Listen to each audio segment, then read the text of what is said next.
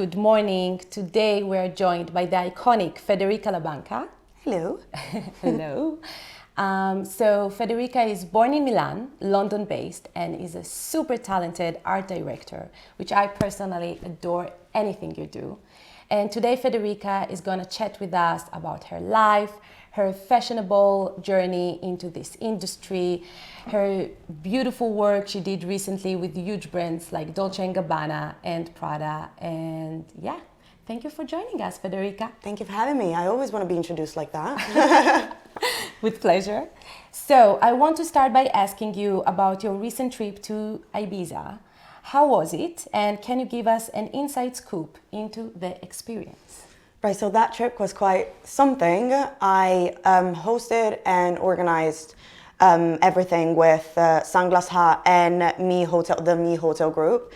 And I basically invited a bunch of my friends on a 3-day fun experience, and it was amazing. It was a forming experience, I would say, because I'm used to hosting dinners and lunches and get-togethers, but that was my first big trip. But it went amazing. We all had fun. We all came back very tanned, so can't complain. Beautiful color. Okay, and now I would like to talk about your experience living in Milan and London.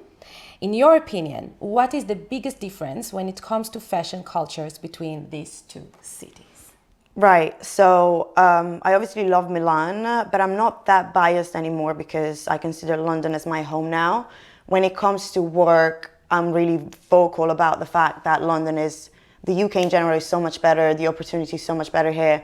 When it comes to the fashion industry, I haven't really experienced what I experienced there, but what I know and what I can tell, unfortunately the industry in Milan is a bit more cliquey, and there's not as much opportunity to grow. If you're slightly smaller in the industry, it's really hard for you to make your way to the top. And in London, if you're capable of it, if you're passionate about it, you can. So that's the main difference for me. Yeah, and anytime you want pasta, you can just go for 3 days. Oh, I'll cook it, honey. I love pasta. So in a previous interview, you mentioned that from a very young age, you knew you wanted to be a visual merchandiser. Can you tell us how you learned about this position and why you decided on it?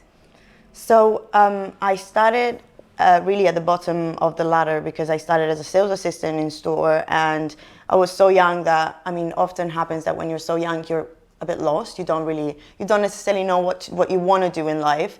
And so working in the store is really the best experience because you really get to know every department and every kind of job there is within the industry. And yeah, I remember when I was really young, I used to look at visual merchandisers with starry-eyed, because it's so creative as a job. So I kind of decided that I wanted to be it. And then I kind of worked my way up towards that. That was my little goal when I was younger. And then when I moved to London, I really became one. And then thanks to Prada, I really grew within the industry. And yeah, wow, that was my little dream. Nowadays, you are a social influencer, but also a creative director and strategist for brands. How do these two combine? I think this is the best question. Right. I think nowadays anyone can do something with social media. Social media is so powerful. It's literally a weapon. So it's up to you to really weaponize it, basically, and make it a thing. I always had Instagram on the side because, when you're passionate about fashion, you kind of want to share your looks and your insights on your little word. And so that's basically what I did. And then once I went freelance a year and a half ago, I can't believe it's not been so long. Yeah. I really put more effort into Instagram, and then obviously showing your work. When you're an art director, you want to use your page to showcase your work as well. So it kind of grew from that. And I think nowadays it's so combined. Instagram comes with whatever you do. Instagram is kind of your portfolio in a way. So yeah, I tend to still try and separate the two, but really social media is just one big you know? Yeah, it's such an important Yeah, tool today. And exactly. it's like our portfolio in a way. It right? is. No, it's fully our portfolio, which is why I can't really separate the two anymore.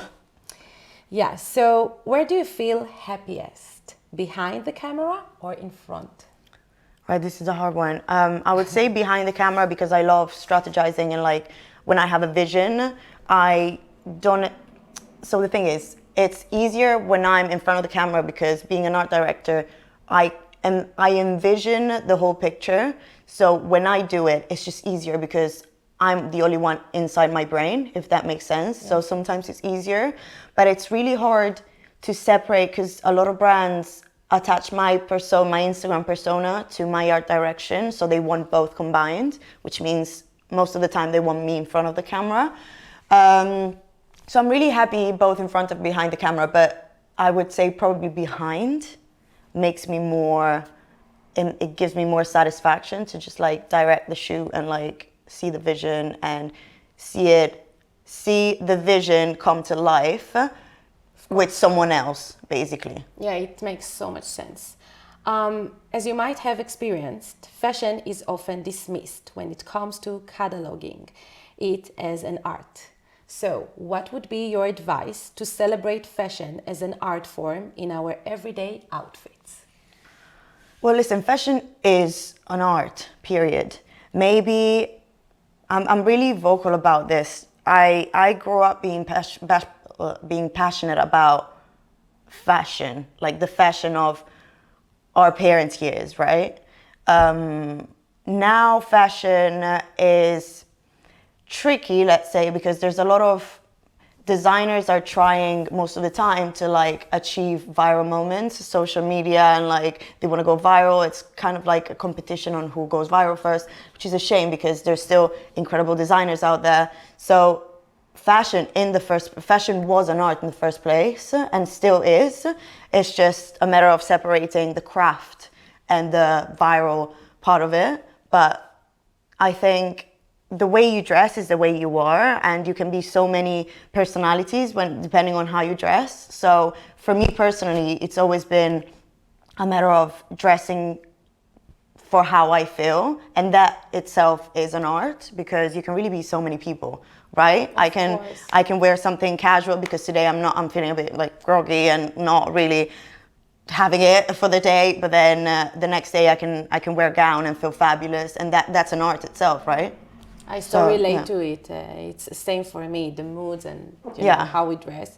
You have declared yourself a London lover, also me.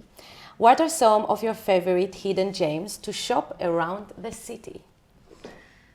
Okay, so one is actually in the area, in Notting Hill, Relic. They have incredible archive pieces. And then there's another one in Notting Hill that's called One of a Kind, which is... I know this one. Exactly. Slightly out of budget all the time, but they have insane pieces, like proper archive pieces. So those two. And then, you know what? I love charity shops because people that give to charity shops don't necessarily need the money. So they just drop whatever and you can find real good gems. Like I found a Saint Laurent suit for like £5 recently. Yeah. So that's my suggestion. Amazing. And yeah. So you basically shop more like vintage pieces. You're very into vintage, right? Like this is a part of your personality and like style, right? Yeah, I would say that I'm fortunate enough to get gifted by a lot of incredible designers and brands. So I get to know different and upcoming designers every day, basically on a daily. But my real part, where my passion lies, is really vintage and archive pieces. I grew up in Milan, so my grandma and my mom used to like stroll down Monte Napoleone with like big fur coats and like fabulous and red suits. And so I grew up with that, and I really am passionate about it. So I find myself sourcing vintage suits, vintage jackets, vintage this, vintage that, and it's so much more satisfying to source something and then finding and giving it another life. So that's what I basically only shop vintage if I shop, if I'm honest. Amazing. I love it. It's very sustainable. Yes. It's very sustainable. We love sustainability. So you are also a fan of staple earrings, yes, like the ones you're wearing now. as seen in your social media. So what are your best tips when it comes to choosing the perfect pair? Not too light, because it means it's plastic. I only buy vintage pieces because it satisfies me more to like source for something, to source something. And my best advice is, oh God. Yeah, I would say when it's too light, it means it's not authentic. And then I would say don't buy, so there's a lot of brands now that buy earrings for very cheap, because you can actually still find vintage earrings for cheap and resell them for a lot more. Obviously that's business and capitalism, so we're good with that. That's the word today. But my main advice would be go to the source. Okay, that's a very good advice. How has your presence in social media affected your vision of the fashion industry? It's tricky because you can't help but compare yourself and compare your work. And I'm friends with so many amazing creatives that, you know, it's inevitable to compare yourself and your work to anyone else, everyone else on the platform. So what really helped me was to stay authentic, to stay real to what my vision is and what my person is, and just like, you know, stick to your lane, do your thing, and you got to where you are for a reason, so just stick with that. Amazing. What is one word of advice you would give to anyone struggling to find their style? This is hard. Don't be on Instagram too much. Yeah. There's a lot of, you know, it happened to me in the past before finding myself, really, because I was lost for a couple of years here in London, because London can be so overwhelming.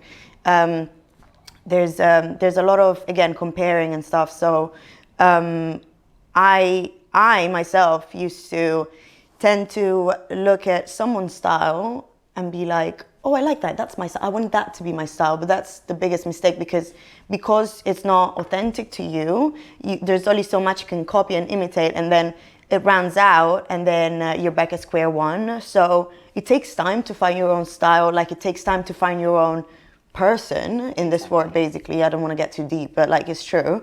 So yeah, it took me ages to find mine, and then I was like, you know what? And it's so funny because the way I dress now, so sometimes as a little fashionable grandma, used to be my style back in the day when everyone would make fun of me.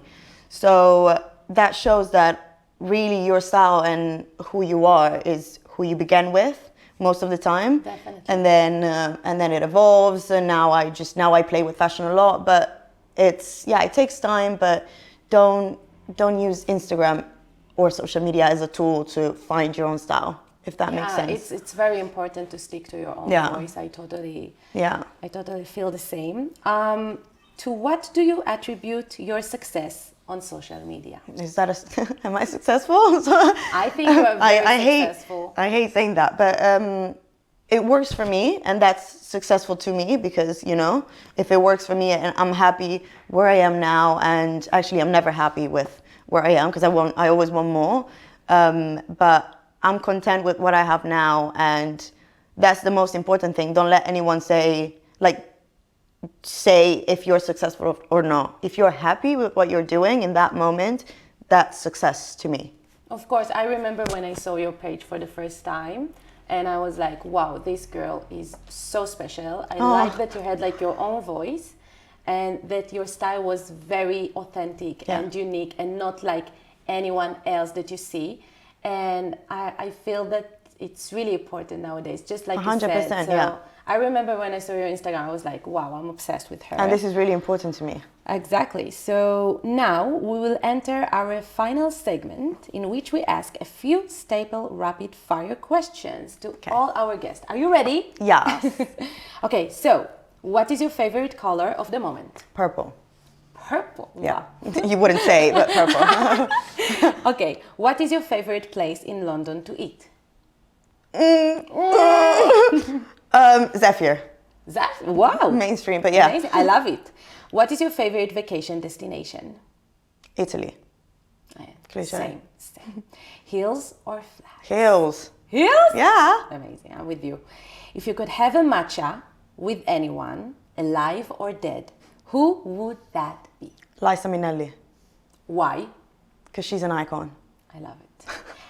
Thank you so much Oh, for perfect. answering these beautiful questions. And I want to gift you something small from the brand. And I hope you like it. It's a staple piece. Love a staple piece. Just like you know love. And there's a for you. Oh my God, 2. Ooh. Oh my God. I know, it's Should I show the camera? it's from our new jewelry line, and it's God, I'm called obsessed Live Rosy, and I love the mismatched colors, and I just thought that, Look, they go and with- you know, I thought about green, and look, you're wearing green. They go with this. I'm I obsessed thought with it these. would be so nice on you. Thank you so much. You are most welcome. And clip-ons. I love And a clip-on. I love a clip-on. And Thank wow, you. it looks amazing. Thank you so much. So nice. And yeah, I hope you like them, and you I love will them. go and enjoy them. Yes, love a staple earring. Thank you so much for having me. Thank you so much for joining us, and thank you guys for seeing this another episode of By Anabelle podcast series. And if you want to see more, just go to our YouTube channel and check everything out. Thank you. Thank you.